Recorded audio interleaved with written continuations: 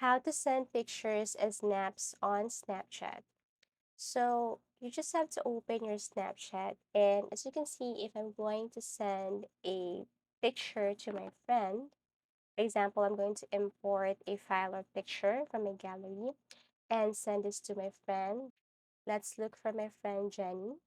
Okay, so I'm going to send a picture to my friend Jenny, and the picture here is not sent as Snap. Okay, it's just a normal picture. So how are you going to send a picture as a snap?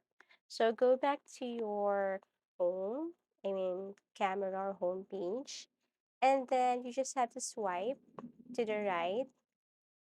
And once you're here, you have to look for the search button and then tap the search button here and look for green screen. Okay, so you just have to look for green screen. And then once you found green screen, what you're going to do is to simply click that one or click that effect. Okay, so this one.